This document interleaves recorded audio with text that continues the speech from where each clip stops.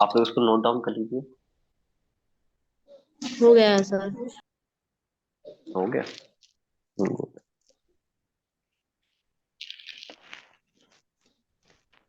हम लोगों ने अभी तक क्या पढ़ा? विस्थापन अभिक्रिया। अब हम क्या पढ़ेंगे?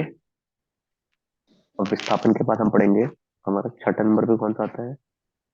द्वि विस्थापन अभिक्रिया।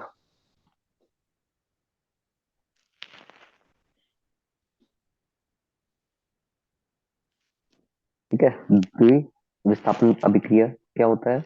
द्वि विस्थापन अभिक्रिया वह रासायनिक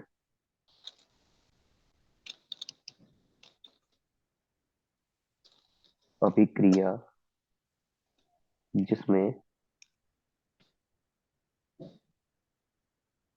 उत्पादों का निर्माण दो यौगिकों के बीच आयनों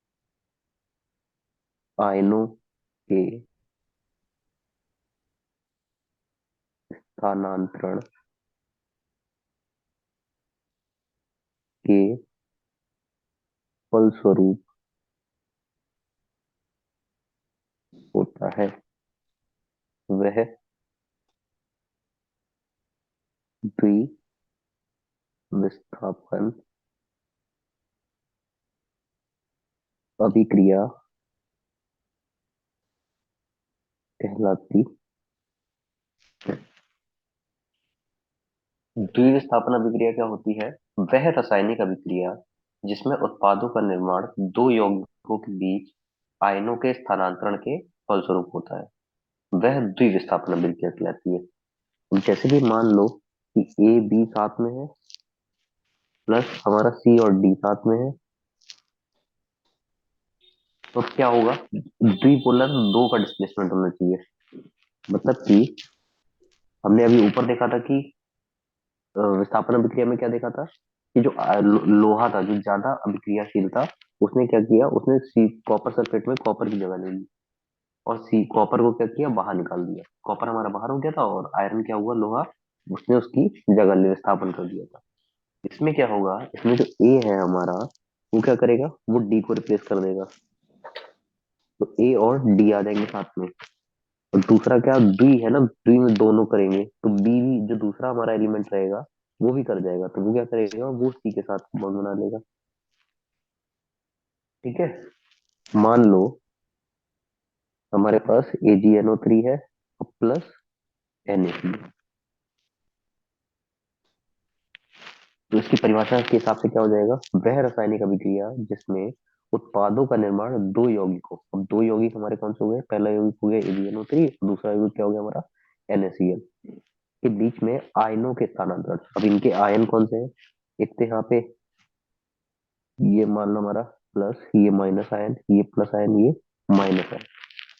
प्लस वाला क्या करेगा, प्लस आयन वाला माइनस आयन वाले के साथ में चला जाएगा। तो दूसरा यहाँ पे एक हमारा प्लस का आयन है, एक हमारा माइनस का निगेटिव। ये Na क्या है, सोडियम हमारा प्लस है और Cl हमारा माइनस। तो इनके बीच में जो आयन का एक्सचेंज, मतलब बदलाव हो जाएगा। Ag के साथ में यहाँ पे माइनस क्या था, NO3 का माइनस, और Na के साथ में क्या है, Cl माइनस। Ag के साथ में क्या हो जाएगा, दोनों के आयनों के बीच में स्थानांतरण होगा। तो क्या हो जाएगा, Ag हमारा किसके साथ चला जाएगा, Cl के साथ। Ag हमारा किसके साथ चला जाएगा, Cl के। Ag प्लस का था, Cl माइनस का था। और दूसरा क्या हो जाएगा हमारा, NO3 और Na प्लस। ठीक है। तो प्लस वाला आयन हम पहले लिखेंगे, तो क्या हो गया हमारा Na, और दूसरा हमारा क्या है, NO3 का माइनस। ठीक है। तो हमारी समीकरण क्या बन जाएगी, Ag, हमारे पास था AgNO3 प्लस NaCl। इसमें आयन क्या है, Ag हमारा प्लस का आयन है, NO3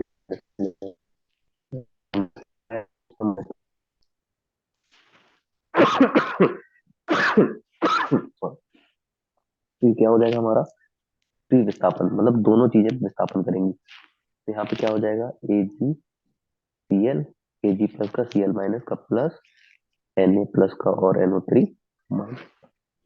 ये उदाहरण किसका है हमारा, द्विस्थापन अभिक्रिया, जहाँ पे दोनों चीजें विस्थापन करें, दोनों आपस में परस्पर विस्थापन करेंगे। जैसे वह रासायनिक अभिक्रिया जिसमें उत्पादों का निर्माण दो यौगिकों के बीच आयनों के स्थानांतरण। यहाँ पे जो आयन होंगे, आयन हमारे क्या होते हैं, एक प्लस का चार्ज होता है, एक माइनस का चार्ज होता है। तो ये प्लस का चार्ज और माइनस का चार्ज होता है, इसको क्या बोलते हैं, आयन बोलते हैं। ठीक है, तो यहाँ पे आयन का बदलाव हो जाएगा एक जगह से दूसरी जगह, और दूसरा वाला नहीं, पहला वाला चौथे के साथ में प्लस का माइनस साथ में, माइनस वाला प्लस के साथ में चला जाएगा जब दोनों में बदलाव हो जाएगा। विस्थापन, इसको हम क्या बोलते हैं, विस्थापन अभिक्रिया कहलाती है। इसके लिए हमने उदाहरण क्या लिया, AgNO3 प्लस NaCl, और ये हमको क्या दे रहा है, AgCl प्लस NaNO3। जहाँ पे हमारा प्लस का आयन Ag पे था और Cl हमारा माइनस का आयन था, Ag के साथ में इस वाले उत्पादक का क्या चला जाएगा, Cl चला जाएगा Ag के साथ में, तो AgCl हो गया यहाँ पे। फिर NO3 यहाँ पे माइनस का था, Na प्लस का था, तो Na प्लस के साथ में क्या चला जाएगा, माइनस NO3 वाला, तो क्या हो जाएगा, AgCl प्लस विस्थापन विक्रिया। इसको नोट डाउन कर लीजिए।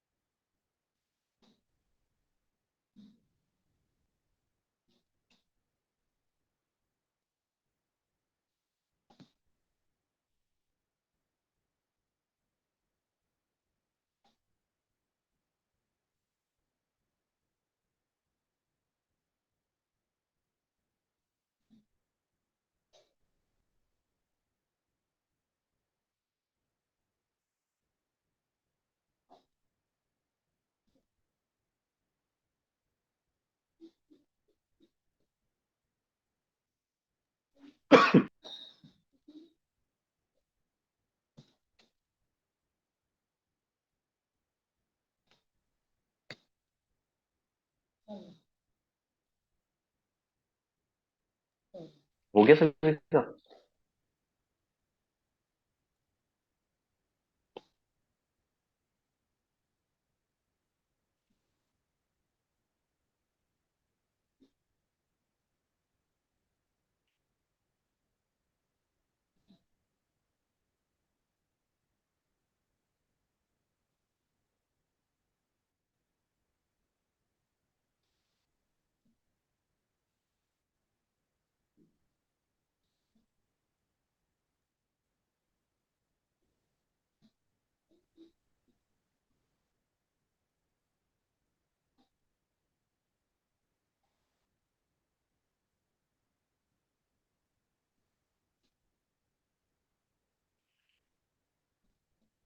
हो गया अभी का। Yes sir. ओके, तो हमने शुरू से क्या देखा, एक बार देख लिया शुरू से। हमने देखा था रासायनिक अभिक्रिया के प्रकार देखे। पहला प्रकार कौन सा था, संयोजन अभिकार अभिक्रिया। संयोजन अभिक्रिया में क्या क्या होता है, वह रासायनिक अभिक्रिया जिसमें दो या दो से अधिक अभिकारक मिलकर एक उत्पाद बनाते हैं, उसको हम क्या बोलते हैं, संयोजन अभिक्रिया। जैसे कि हाइड्रोजन प्लस ऑक्सीजन क्या बना देंगे मिलके, जल, H2O। फिर इसके बाद हमने दूसरा देखा था जिसमें था ऊष्माक्षेपी अभिक्रिया। ऊष्माक्षेपी अभिक्रिया क्या होती है, वह रासायनिक अभिक्रिया जिसमें ऊष्मा का उत्सर्जन होता है। उत्सर्जन मतलब ऊष्मा बाहर निकल रही है, वह ऊष्माक्षेपी अभिक्रिया कहलाती है। जैसे कि उदाहरण, आग का जलना।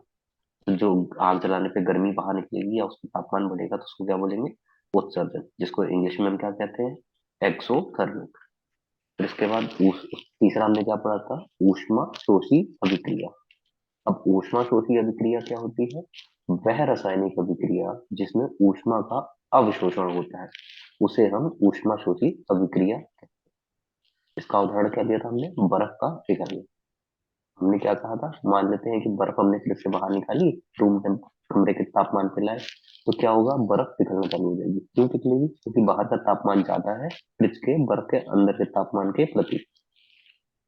तो जब ऊष्मा उसको लगेगी तो क्या होगा, बर्फ पिघलना स्टार्ट हो जाएगी और पानी बन जाएगी।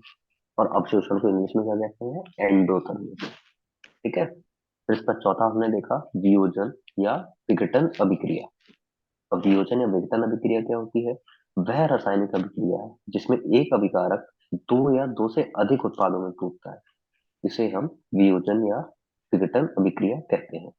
इसका उदाहरण क्या लिया हमने, एक अभिकारक लिया 2H2O2, जिसका क्या नाम होता है, हाइड्रोजन परऑक्साइड। फिर इसको जब तोड़ा गया, जब ये टूटेगा तो क्या देगा हमको, दो दो एटम किसके दे देगा, हाइड्रोजन वाटर के दे देगा 2H2O, और प्लस क्या देगा हमको, ऑक्सीजन दे देगा। ये हमारा हो गया वियोजन या विघटन अभिक्रिया। फिर इसके बाद हमने क्या देखा, अपने पांचवा देखा, जो कि था विस्थापन अभिक्रिया। अब विस्थापन अभिक्रिया से क्या पता चलता है हमको, वह रासायनिक अभिक्रिया जिसमें अधिक अभिक्रियाशील तत्व कम अभिक्रियाशील तत्व को उसके यौगिक से विस्थापित कर देता है, यह विस्थापन अभिक्रिया कहलाती है। मान लो हमारे पास कॉपर सल्फेट का सॉल्यूशन है, सॉल्यूशन हमने क्या किया, कील डाल दी। कील डालने पे क्या हुआ, कील हमारा लोहा था, उसमें कॉपर से रिएक्शन हुआ, रिएक्शन होने के बाद क्या हुआ, जो कील के ऊपर परत चढ़ गई वो चढ़ गई कॉपर की, और जो आयरन था लोहा वो बाहर आ गया। उसने किसके साथ क्या सॉल्यूशन बना दिया, आयरन सल्फेट का। इसका सूत्र क्या होता है, हमने सबसे पहले कील डाली किसमें, कॉपर सल्फेट में। तो लोहे का सूत्र होता है Fe, और कॉपर सल्फेट का क्या होता है, CuSO4। फिर ये क्रिया करेगा तो क्या हो जाएगा, जो लोहा है ये कॉपर को विस्थापित कर देगा। तो कॉपर की जगह क्या आ जाएगा हमारा, लोहा, और कॉपर बाहर हो गया, Cu+FeSO4। फिर इसके बाद हमने देखा छठा, द्विविस्थापन अभिक्रिया। द्विविस्थापन अभिक्रिया क्या होती है, वह रासायनिक अभिक्रिया जिसमें उत्पादकों का निर्माण दो यौगिकों के बीच आयनों के स्थानांतरण के फलस्वरूप होता है, वह द्विविस्थापन अभिक्रिया कहलाती है। मतलब कि कोई भी रासायनिक अभिक्रिया है जिसके दो उत्पादक है, और दोनों उत्पादकों में जो आयंस है, क्योंकि एक प्लस चार्ज हो गया Ag पे और दूसरा माइनस चार्ज, और प्लस दूसरा अभिकारक क्या है हमारा, NaCl, जिसको क्या बोलते हैं, नमक। NaCl क्या होता है हमारा, नमक होता है। तो NaCl पे Na हमारा कैसा है, प्लस का चार्ज है, और क्लोरीन पे Cl पे कैसा चार्ज है हमारा, माइनस का। तो जब परस्पर दो उत्पादकों के बीच के आयंस का स्थानांतरण होगा उसको हम क्या बोलते हैं, विस्थापन अभिक्रिया। अब जैसे मान लीजिए AgNO3 प्लस NaCl, यहाँ पे Ag प्लस है, NO-3 है, NO3 माइनस है, Na प्लस है, Cl माइनस है। Ag ने क्या किया, Cl के साथ मिल गया, प्लस का N और ये माइनस का, इन्होंने अपनी जगह बदल ली। और फिर क्या हुआ, प्लस का Na प्लस का था और NO3 से ले लिया, तो क्या हो गया, NaNO3। तो पूरी हमारी समीकरण क्या बन गई, AgNO3 प्लस NaCl हमको क्या दे रहा है, AgCl प्लस NaNO3 माइनस। अब इसके बाद देखते हैं हम, इसका एक और प्रकार होता है जिसको हम क्या बोलते हैं, अपचयन। अपचयन अभिक्रिया।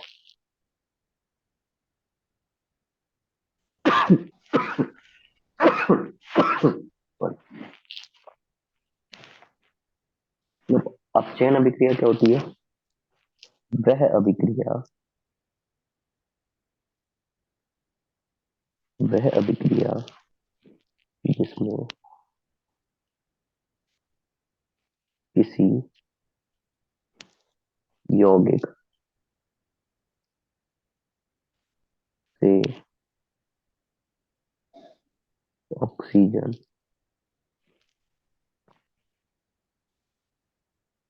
अलग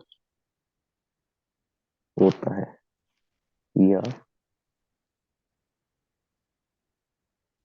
हाइड्रोजन जुड़ता है, यह अपचयन अभिक्रिया कहलाती है।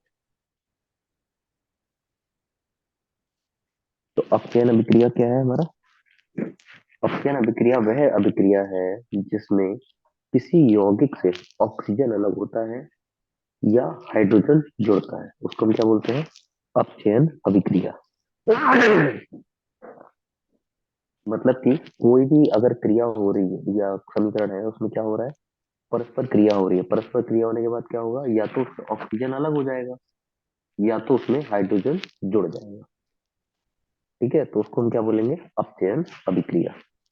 ऑक्सीजन का या तो अलग होना, जो हमारा ऑक्सीजन है इसका या तो अलग होना, या फिर हाइड्रोजन है जो हमारा, उसका जुड़ना। ठीक है, ऑक्सीजन का अलग होना या हाइड्रोजन का जुड़ना। किसी भी यौगिक किसी भी यौगिक में अगर उसमें ऑक्सीजन अलग हो रहा है या हाइड्रोजन जुड़ रहा है, तो हम उसको क्या बोलेंगे? उसको हम बोलेंगे अपचयन अभिक्रिया। जैसे कि H2O, इसमें क्या हो जाएगा? H2 अलग हो जाएगा प्लस O2 अलग। तो इसमें ऑक्सीजन का अलग होना हो गया, पहले तो हाइड्रोजन ऑक्सीजन साथ था, लेकिन क्रिया होने पे क्या हुआ? ऑक्सीजन हमारा अलग हो गया।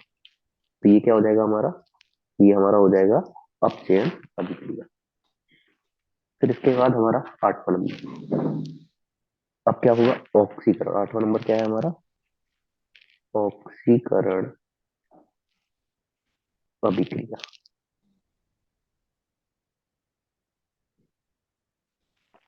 अपचयन अभिक्रिया कैसे याद रखेंगे? या तो ऑक्सीजन का अलग होना या फिर हाइड्रोजन का जुड़ जाना। तो ऐसी यौगिक अभिक्रिया जिसमें ऑक्सीजन या तो अलग हो रहा है या तो हाइड्रोजन उसमें जुड़ रहा है, तो उसको हम क्या बोलेंगे? अपचयन अभिक्रिया कहलाती है। फिर इसके बाद आते हैं हम ऑक्सीकरण अभिक्रिया। ऑक्सीकरण अभिक्रिया क्या होती है? इसकी परिभाषा: वह रासायनिक अभिक्रिया जिसमें किसी यौगिक में ऑक्सीजन जुड़ता है या उससे हाइड्रोजन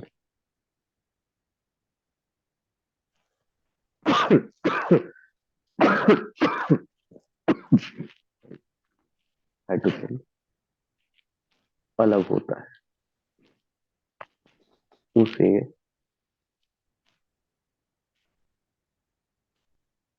ऑक्सीकरण अभिक्रिया कहते हैं। ऑक्सीकरण में क्या हो जाएगा? ऑक्सीकरण में जस्ट इसका उल्टा हो जाएगा। ऑक्सीकरण में क्या हो जाएगा? इसका उल्टा हो जाएगा। अपचयन में क्या हो रहा था? हमारा ऑक्सीजन अलग हो रहा था, लेकिन जो ऑक्सीकरण है, ऑक्सीकरण में क्या हो जाएगा? हमारा हाइड्रोजन अलग होगा। क्या होगा? हाइड्रोजन अलग होगा। और ऑक्सीजन क्या हो जाएगा? ऑक्सीजन जुड़ेगा। ठीक है, मतलब कि अपचयन अभिक्रिया में क्या हो रहा था? वह अभिक्रिया जिसमें किसी यौगिक से ऑक्सीजन अलग होता है और हाइड्रोजन जुड़ता है, यह अपचयन अभिक्रिया होती है। और ऑक्सीकरण अभिक्रिया में क्या हो जाएगा? यह वह रासायनिक अभिक्रिया जिसमें किसी यौगिक में ऑक्सीजन जुड़ता है और उससे हाइड्रोजन अलग होता है, उसे हम क्या बोलेंगे? ऑक्सीकरण अभिक्रिया। तो अपचयन और ऑक्सीकरण में अगर अंतर पूछ दिया जाएगा पेपर में, तो आप क्या करेंगे? अपचयन में इसकी परिभाषा क्या लिखेंगे? अपचयन मतलब कि वह अभिक्रिया जिसमें किसी यौगिक से ऑक्सीजन अलग होता है और हाइड्रोजन जुड़ता है, तो ये कैसी क्रिया हो जाएगी हमारी? अपचयन अभिक्रिया। और अगर किसी में हाइड्रोजन अलग हो रहा है और ऑक्सीजन जुड़ रहा है, तो ये कैसी अभिक्रिया हो जाएगी हमारी? ऑक्सीकरण अभिक्रिया। इसको लिख लीजिए सब लोग।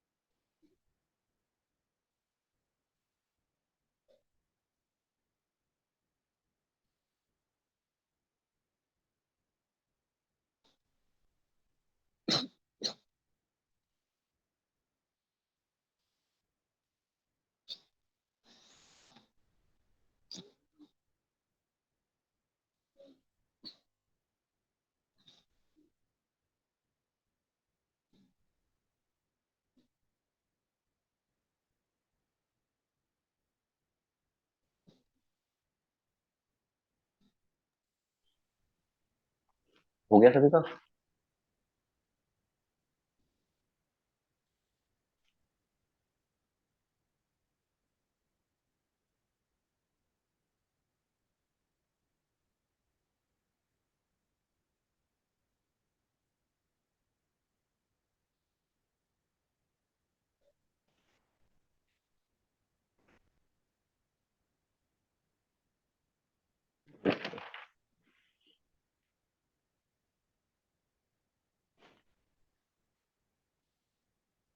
हमारा आखिरी क्या होता है? हमारा 9 नंबर पे कौन सी प्रकार है हमारा?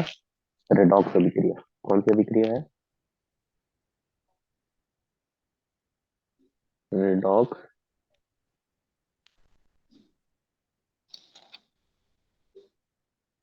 रेडॉक्स अभिक्रिया। अब रेडॉक्स अभिक्रिया क्या होती है? वह रासायनिक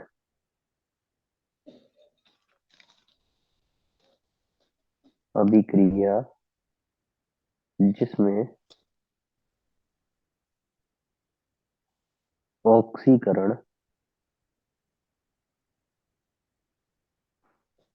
तथा अपचयन दोनों साथ होते हैं। वह रेडॉक्स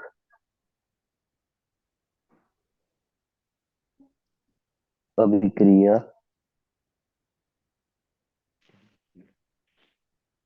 तो रेडॉक्स अभिक्रिया क्या होती है? वह रासायनिक अभिक्रिया जिसमें ऑक्सीकरण तथा अपचयन दोनों साथ होते हैं, वह रेडॉक्स अभिक्रिया कहलाती है। अपचयन में हमने पढ़ा था कि ऑक्सीजन का अलग होना और हाइड्रोजन का जुड़ना। और ऑक्सीकरण में क्या पढ़ा था? कि ऑक्सीजन का जुड़ना और हाइड्रोजन का अलग होना।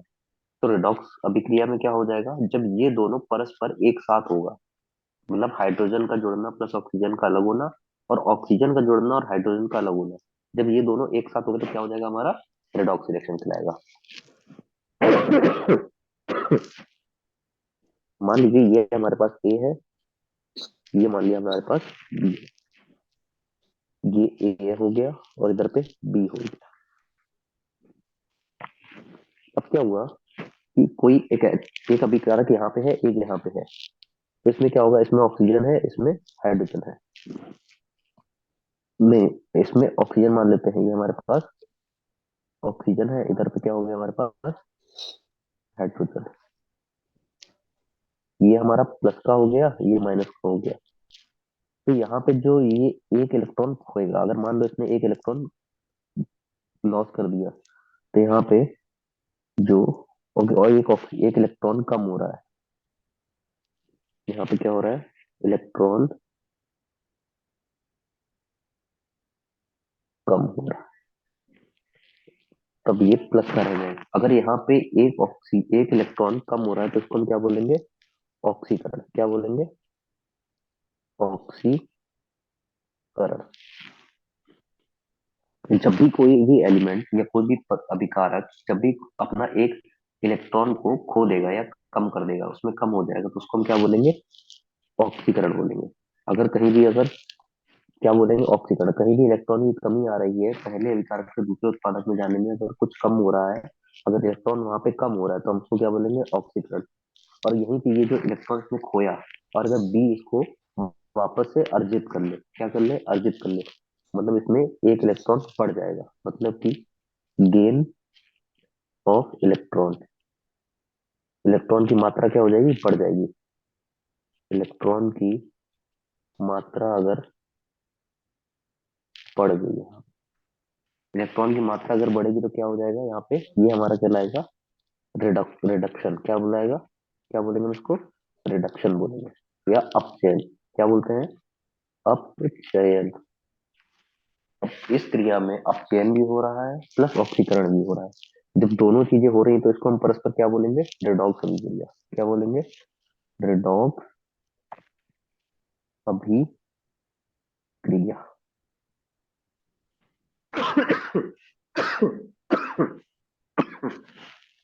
सॉरी। रिडॉक्स अभिक्रिया क्या होती है? वह रासायनिक अभिक्रिया जिसमें ऑक्सीकरण तथा अपचयन दोनों साथ होते हैं, वह रिडॉक्स अभिक्रिया कहलाती है। मान लो यहाँ पे हाइड्रोजन ने एक इलेक्ट्रॉन खो दिया, तो जब इलेक्ट्रॉन खो दिया, जब इसमें हाइड्रोजन अलग हो गया, एक इलेक्ट्रॉन खो दिया, तो क्या हो गया? यहाँ पे अपचयन हो गया। अब मान लो ऑक्सीजन ने क्या किया, ऑक्सीजन एक जुड़ गया, ऑक्सीजन ने क्या किया, एक इलेक्ट्रॉन जोड़ लिया। तो जब हाइड्रोजन जुड़ रहा है, ऑक्सीजन कहीं खो रहा होगा, और जब ऑक्सीजन जुड़ रहा है तो वहां पे हाइड्रोजन खो रहा है। तो जहां पे ऑक्सीजन जब मात्रा बढ़ रही है इलेक्ट्रॉन की, तो उसको हम क्या बोलेंगे? रिडक्शन या अपचयन। और जब हाइड्रोजन एक इलेक्ट्रॉन खो रहा है, तो उसको हम क्या बोलेंगे? ऑक्सीकरण। तो ये हमारा क्या हो जाएगा? ये हमारा हो जाएगा रेडॉक्स अभिक्रिया। इसको हम क्या बोलते हैं? रेडॉक्स अभिक्रिया। लिख लीजिए इसको। लॉस ऑफ इलेक्ट्रॉन क्या होता है हमारा? ऑक्सीडेशन या ऑक्सीकरण। और गेन ऑफ इलेक्ट्रॉन क्या होता है, या इलेक्ट्रॉन की मात्रा बढ़ जाना, उसको क्या बोलेंगे हम? रिडक्शन या अपचयन।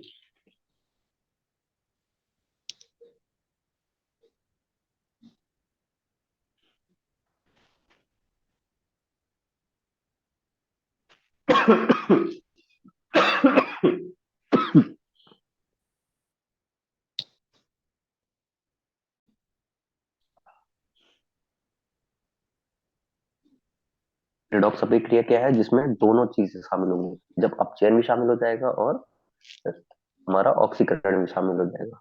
जब दोनों हो जाएगा तो क्या कहलाएगा? वो हमारा रिडॉक्स अभिक्रिया।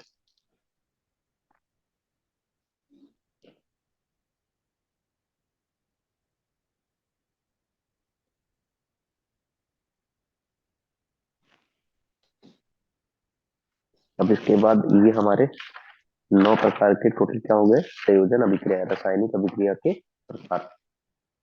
तो आपको पेपर में, जब भी पेपर होगा आप, तो उसमें इन सब की क्या पूछा जाएगा? या तो परिभाषा पूछी जाएगी किसी ना किसी की। तो परिभाषा लिखेंगे तो क्या करेंगे? सबसे पहले आप उसकी हेडिंग डालेंगे काले पेन से। ब्लैक पेन से हेडिंग डालने के बाद क्या करेंगे? नीले पेन से उसकी पूरी परिभाषा लिखेंगे, नीचे फिर उसका उदाहरण देंगे। तब आपको पूरे नंबर मिलेंगे, ठीक है? और ये 3 नंबर में आएगा आपका। 3 या 2 नंबर में परिभाषा आती है किसी ना किसी पेपर में। हर पेपर में हर साल पूछा जाता है कुछ ना कुछ। फिर इसके बाद एक शब्द आता है संक्षारण। क्या शब्द आता है? संक्षारण। ये संक्षारण क्या होता है? संक्षारण ये होता है जब कोई भी धातु, मान लीजिए कि लोहा ले लीजिए, उसकी परत पे जो ऑक्सीजन तथा नमी, मैंने आपको शुरू में बताया था कि लोहे में जंग लगती है, तो क्या कैसे जंग लगती है? जंग इसलिए लगती है कि जो धातु की बाहरी परत होती है, उसमें ऑक्सीजन तथा नमी उपस्थित रहती है, जिसके कारण से उसका क्षरण होने लगता है, मतलब वो नष्ट, धातु खराब होने लगती है। तो जो जिस धातु से खराब हो रही है ऑक्सीजन और नमी के कारण, उस प्रक्रिया को क्या बोलते हैं? धातु का संक्षारण कहते हैं। क्या बोलते हैं? संक्षारण। जंग लगने को क्या कहेंगे हम? संक्षारण। संक्षारण का मतलब क्या होता है? जब किसी धातु की बाहरी परत ऑक्सीजन तथा नमी की उपस्थिति में नष्ट होने लगती है,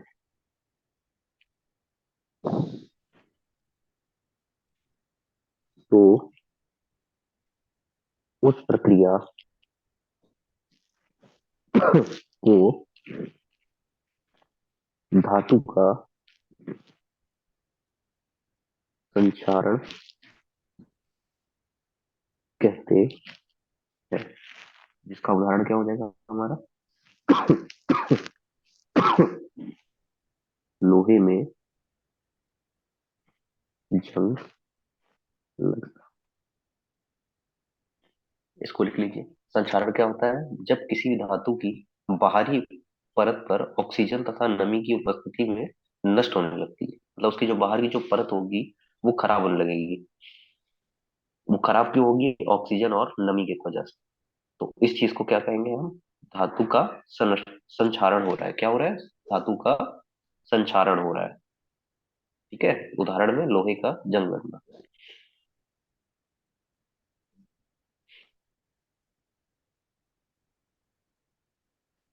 लिख लीजिए सब लोग।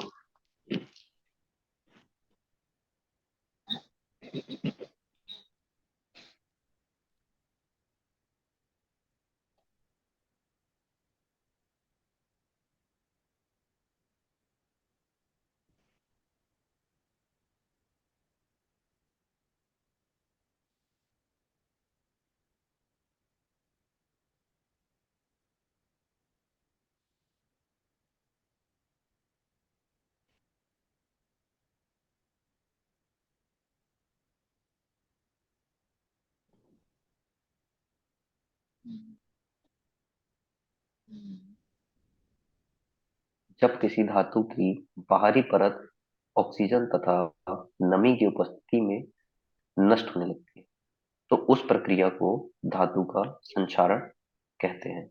उदाहरण के तौर पे लोहे में जंग लगना।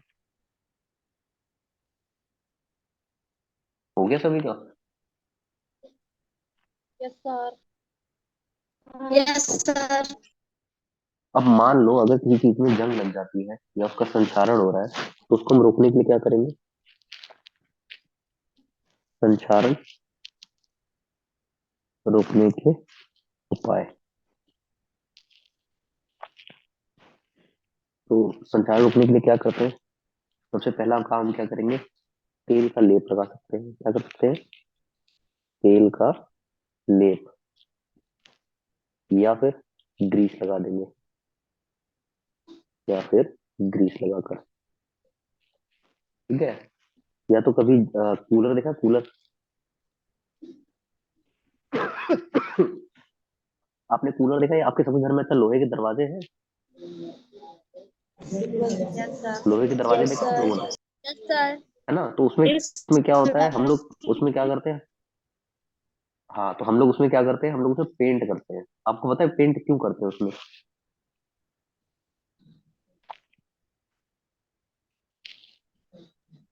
बताइए। उसमें हम लोग पेंट क्यों करते हैं? अगर कोई दरवाजा जैसे है लोहे का है तो उसमें जब नया नया आता है तो उसमें हम या तो प्राइमर करते हैं या तो उसमें पेंट कर देते हैं। तो वो पेंट किस लिए किया जाता है? कि जंग ना लगे। जंग ना लगे और क्या हो जाए, उसका जीवन यापन बढ़ जाए, उसका जो लाइफ टाइम है, उसका जो जीवित रहने की प्रक्रिया है या वो लंबे समय तक चले। तो लंबे समय तक कब चल पाएगा? जब उसमें जंग नहीं लगेगी। तो जंग जब नहीं लगेगी तो वो ज्यादा समय तक टिका रहेगा तो हमको वो ज्यादा काम देगा। है ना? तो उसको हम क्या करते हैं? उसको पेंट कर देते हैं। तो संक्षारण रोकने के लिए क्या कर सकते हैं? हम पेंट कर सकते हैं उसको। ठीक है। पेंट करके उसको हम उसकी जंग रोक सकते हैं, उसका संक्षारण जो है उसको रोक सकते हैं। उसमें ऑक्सीजन और जो नमी है उसके कारण उसमें क्रिया होने से रोक सकते हैं। या फिर कोई ऐसी चीज से उसको पेंट कर देंगे या उसकी परत चढ़ा देंगे जिससे कि उस पे ये ऑक्सीजन काम न कर पाए और नमी उसको खराब न कर सके। ठीक है।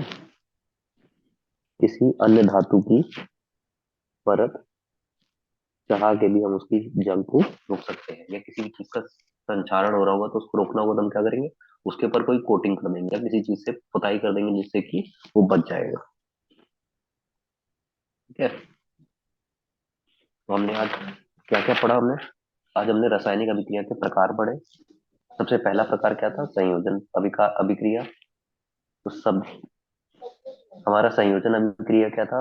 वह रासायनिक अभिक्रिया जिसमें दो या दो से अधिक अभिकारक मिलकर एक उत्पाद बनाते हैं, जिसको हम संयोजन अभिकारक कहते हैं। जैसे मान लीजिए ए और बी। ए हमारा हो गया हाइड्रोजन, बी हमारा हो गया ऑक्सीजन, जो कि मिलकर क्या बनाएंगे? A B. मतलब H2 को जल बना देंगे जब ये मिल जाएंगे। तो कोई भी दो अभिकारक मिलकर कोई एक नया उत्पाद बनाते हैं तो उसको हम क्या बोलते हैं? इस प्रक्रिया को संयोजन अभिक्रिया बोलते हैं। फिर इसके बाद हमने देखा दूसरे नंबर पे ऊष्माक्षेपी अभिक्रिया। अब ऊष्माक्षेपी अभिक्रिया क्या होती है? वह रासायनिक अभिक्रिया जिसमें ऊष्मा का उत्सर्जन होता है, वह ऊष्माक्षेपी अभिक्रिया कहलाती है। उदाहरण के लिए आग का जलना। आग जलेगी तो क्या होगा? उसमें से ऊष्मा बाहर निकलेगी, जिसको हम क्या बोलते हैं? उत्सर्जन। जो आग बाहर निकलती है हीट, उसको हम क्या बोलते हैं? उत्सर्जन। और उत्सर्जन को इंग्लिश में क्या कहते हैं? हम एक्सोथर्मिक। फिर इसके बाद हमने क्या देखा तीसरे नंबर पे? ऊष्मा शोषी अभिक्रिया। अब ऊष्मा शोषी अभिक्रिया क्या होती है? यह वह रासायनिक अभिक्रिया है जिसमें ऊष्मा का अवशोषण होता है, उसे ऊष्मा शोषी अभिक्रिया कहते हैं। जैसे उदाहरण के लिए बर्फ का पिघलना। मान लीजिए हमने बर्फ ली, फ्रिज से बाहर निकाला। फ्रिज में तो उसका तापमान अच्छा था तो वो बर्फ बनी थी, लेकिन जैसे हमने बाहर निकाला तो जो हमारे कमरे का तापमान है उसके कारण वो पिघलना चालू हो जाएगी। क्यों? क्योंकि उसको उसमें गर्मी लग रही है, गर्मी लगने से क्या हो रहा है? बर्फ पिघल रही है। ये हमारा क्या होता है? अवशोषण। तो अवशोषण को हम क्या बोलते हैं? Endothermic process. दिखाएगा। ठीक है। फिर इसके बाद दिखाएगा। हमने चौथा क्या देखा? वियोजन या विघटन अभिक्रिया। अब वियोजन या विघटन अभिक्रिया क्या होती है? वह रासायनिक अभिक्रिया जिसमें एक अभिकारक या दो से अधिक उत्पादों में टूटता है, उसे हम क्या कहते हैं? वियोजन या विघटन अभिक्रिया। से नाम से ही पता चल रहा है, विघटन मतलब किसी चीज का टूटना। विघटन, विघटन मतलब टूटना। तो उदाहरण के लिए क्या हो जाएगा? 2H2O2, जिसको हम क्या बोलते हैं? हाइड्रोजन पर। ये क्या हो जाएगा? ये टूट जाएगा दो में। पहला हमारा क्या टूटेगा? पानी, जिसको हम बोलते हैं H2O। दूसरा हमारा ऑक्सीजन। तो ये हमारा क्या हो गया? वियोजन या विघटन अभिक्रिया। तो विघटन से ये पता चल रहा है क्या हो रहा है? टूटना। विघटन टूटना मतलब कोई भी अभिकारक जब किसी दो या दो से अधिक उत्पादों में टूट जाएगा तो उसको हम क्या बोलेंगे? वियोजन या विघटन अभिक्रिया। फिर इसके बाद हमने पांचवें नंबर पे क्या देखा? विस्थापन अभिक्रिया। अब विस्थापन अभिक्रिया में क्या है? ये वह रासायनिक अभिक्रिया है जिसमें अधिक अभिक्रियाशील तत्व कम अभिक्रियाशील तत्व को उसके यौगिक से विस्थापित कर देता है, यह विस्थापन अभिक्रिया कहलाती है। हमने क्या किया? हमने कॉपर सल्फेट का सॉल्यूशन लिया, उसमें एक कील डाल दी जो कि लोहे की थी, आयरन। लोहा क्या होता है? कॉपर से ज्यादा अभिक्रियाशील होता है, तो उसने क्या किया? उसने उसकी जगह ले ली कॉपर की, और कॉपर ने आयरन की जगह। तो यहाँ पे क्या हुआ? Fe+CuSO4 जब परस्पर क्रिया हुई तो क्या हुआ? हमें Cu अलग हो गया और आयरन ने क्या किया? कॉपर की जगह ले ली। फिर इसके बाद हम क्या देखा? हमने छठे नंबर पे द्विविस्थापन अभिक्रिया। अब द्वि द्वि मतलब दोनों, दोनों चीजें परस्पर बदल रही है। इसका मतलब क्या हो जाएगा? वह रासायनिक अभिक्रिया जिसमें उत्पादों का निर्माण दो यौगिकों के बीच आयनों के स्थानांतरण के फलस्वरूप होता है, वह द्विविस्थापन अभिक्रिया कहलाती है। जैसे मान लो AB+CD, हमको क्या है? ये प्लस एक माइनस, एक प्लस एक माइनस। तो जब अभिक्रिया होगी तो क्या हो जाएगा? एक पहले वाले का प्लस वाला और बाद वाले का माइनस वाला एक साथ आ जाएगा, और फिर दूसरे वाले का प्लस का और पहले वाले का माइनस का एक साथ आ जाएगा। जिसके लिए हमने उदाहरण क्या लिया? AgNO3। Ag क्या होता है हमारे पास? Ag के पास प्लस आयन होता है, NO3 के पास माइनस का आयन होता है। फिर प्लस Na के पास क्या होता है? प्लस का आयन होता है। Cl के पास कौन सा आयन होता है? माइनस का। तो हमने क्या मिला हमको? अभिक्रिया होने पे Ag का प्लस और Cl का माइनस। फर्स्ट का, पहले का प्लस का आयन, और दूसरे उत्पादक का हमारे पास क्या आ गया? दूसरे विकारक का माइनस का। तो ये एक साथ हो गया। फिर दूसरे वाले का प्लस का आयन और पहले वाले का माइनस का आयन। तो हमारे समीकरण क्या बन गया? AgNO3 plus NaCl gives AgCl plus NaNO3।